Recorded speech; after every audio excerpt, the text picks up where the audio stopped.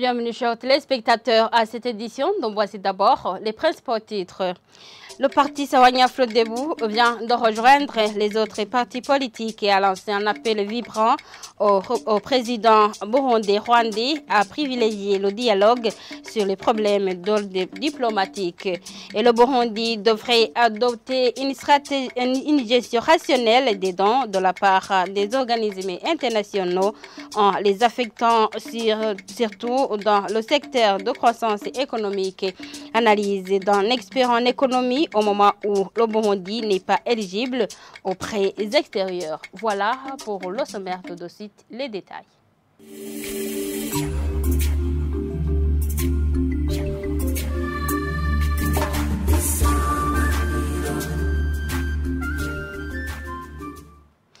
Bienvenue encore une fois. Je vous le disais tantôt dans les titres, le Burundi devrait adopter une gestion rationnelle des dons de la part des organismes internationaux en les affectant surtout dans des secteurs de croissance économique. Suivant les explications d'un expert en économie, cela recouvrait la confiance aux pays en vue d'accéder à des prêts. Alors que le ministre des Finances a récemment annoncé à l'Assemblée nationale que le Burundi n'est pas éligible aux prêts extérieurs, Diomede Niniretse appelle le gouvernement à mettre en place une équipe capable d'œuvrer dans le respect des principes de la gouvernance. Suivez-le. Il appartient au gouvernement de pouvoir asseoir une bonne gouvernance pour bénéficier dans notre équité. Ce qu'il faut faire, c'est effectivement gérer ce qui existe d'une manière rationnelle. C'est gérer ces fonds de la Banque mondiale et pour que cela, d'abord, pour avoir ces devises. Et du moment où les projets sont exécutés, du moment où ces projets de la Banque mondiale sont donnés en devises, c'est-à-dire que ces devises peuvent servir pour finalement acheter des produits stratégiques, notamment les produits pétroliers, notamment les produits pharmaceutiques, notamment les produits de l'agriculture. Voilà. Donc ça, c'est d'abord il faut gérer ce qui existe. Et deux, il faut engager les réformes les plus profondes, notamment la gestion macroéconomique et la gestion plus particulièrement des devises.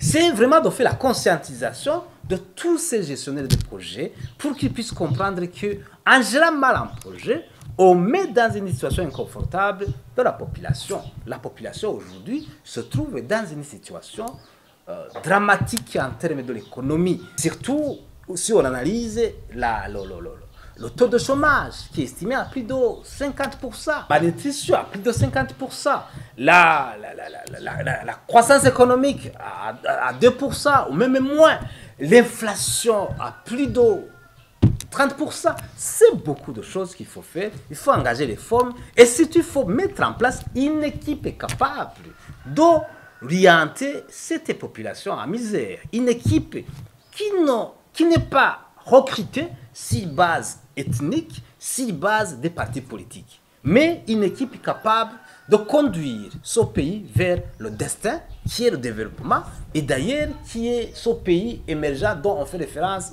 dans la vision du président de la République, ce pays développé en 2060. On ne doit pas attendre ces années-là, c'est aujourd'hui. On parle d'éternité, si tu veux l'éternité, c'est aujourd'hui, ce n'est pas à la fin. Donc il faut mener des actions. Par ailleurs, il y a un auteur qui dit qui ne planifie pas planifie son échec. Et la vision sans action, c'est un rêve.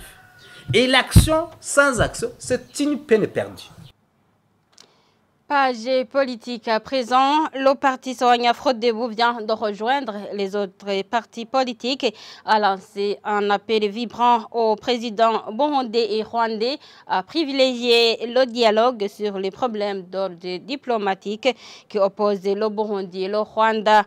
Dans le communiqué que ce parti a sorti ce jeudi, son président Patrick Nkurunziza appelle les gouvernements de ces deux pays à faire preuve de modération pour éviter la reprise des crises survenues dans le passé, dont les seules victimes ont été les populations de ces deux pays.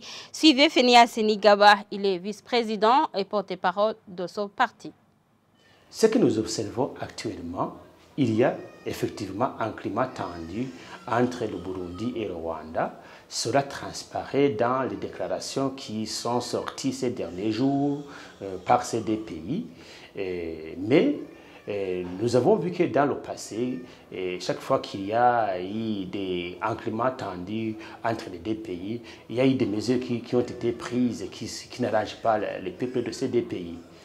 C'est pourquoi, au niveau du Parti Sahraoui Frodebu, nous devrions, disons, faire un appel à ces deux gouvernements de voir comment privilégier le dialogue pour trouver des solutions à toutes sortes de conflits. Parce que, au niveau du Frodebu, nous disons cela parce que il n'y a pas de crise qui ne peut pas être résolue d'une façon pacifique. Au niveau du Frodebu, nous pensons que les deux pays ne se sont pas entendus, ne se sont pas dit la réalité, la vérité. Il faut maintenant faire, disons, à notre pas, chercher un médiateur. Les deux pays se trouvent dans une même communauté, la communauté de l'Afrique de l'Est. Ils devraient maintenant demander un secours au dirigeants de cette organisation pour voir comment les aider à trouver des solutions pacifiques et éviter l'usage de force. Mais ce que nous constatons au niveau du Frodebu, nous voyons que l'organisation actuelle de l'Afrique de l'Est ne travaille pas convenablement pour trouver des solutions aux conflits, parce que nous voyons que dans cette région, il y a beaucoup de conflits entre les pays. Page droits de l'homme pour continuer ce journal. L'association Nabaliza qui milite pour le droit des prisonniers et leurs familles se dit satisfaite de la récente annonce par le président de la République de prendre des mesures alternatives à l'emprisonnement pour alléger certaines peines illégaux aux détenus. Au cours d'une conférence de presse animée ce jeudi, le président de la dite association a indiqué que l'État enregistre des pertes dans la prise en charge des prisonniers. Jean-Marie Chimilimana a demandé des sanctions à l'endroit de certains procureurs qui sont à la base de ce peuplement des prisons. Suivez-le. L'État perd d'abord ses hommes. En deuxième lieu, les familles se retrouvent dans des difficultés car les chefs des ménages sont emprisonnés. Imaginez un papa qui a 4 enfants à nourrir, il devait aussi aller à l'école. S'il regagne par après la rue, c'est l'État qui va perdre et nous aussi Burundais allons perdre parce que nous ne savons pas ce que seraient devenus ces enfants. Cette année, le gouvernement avait prévu à cet effet un budget de 14,8 milliards. Combien d'écoles pourraient être construites avec cet argent? C'est une grande somme et malheureusement, ces prisonniers ne sont pas suffisamment nourris. Que deviendra ce procureur qui a fait tout cela quand il ne sera plus à cette place? Puisque le gouvernement a déjà montré qu'il défend la justice pour tous, qu'il prenne des sanctions non pas seulement à l'endroit d'un simple citoyen, mais également à ce procureur qui aura détenu les gens en violation de la loi. Il n'a pas le droit de faire du mal aux autres, car lui aussi il peut loger à Mimba comme les autres. Des citoyens électeurs qui aident à mettre en place certaines institutions achètent des costumes pour vous. Ne peuvent pas subir tout cela. On recommande qu'avant toute nomination, les instances de prise de décision fassent des enquêtes approfondies pour vérifier que réellement ces gens méritent d'être à cette place.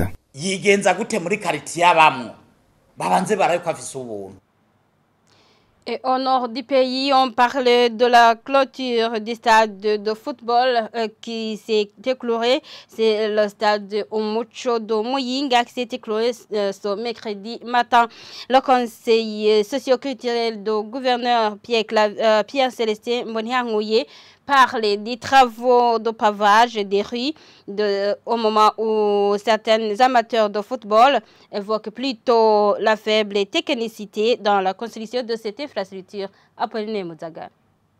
Cette partie du stade qui s'est écoulée se trouve derrière les bois du terrain fixé côté Tanzanie. Certains des amateurs du football de cette province évoquent le manque de technicité dans la construction de ce stade.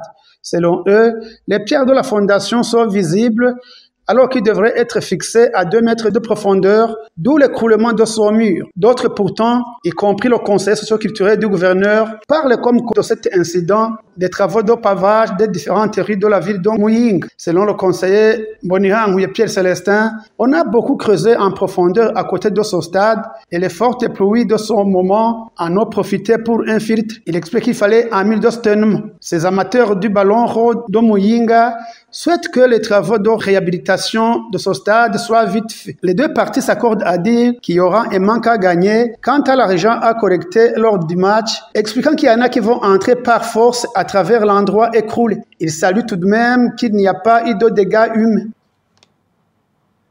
Et voilà, chers téléspectateurs, c'est par ici que nous mettons un point final à cette édition. Merci de l'avoir suivi. Au revoir.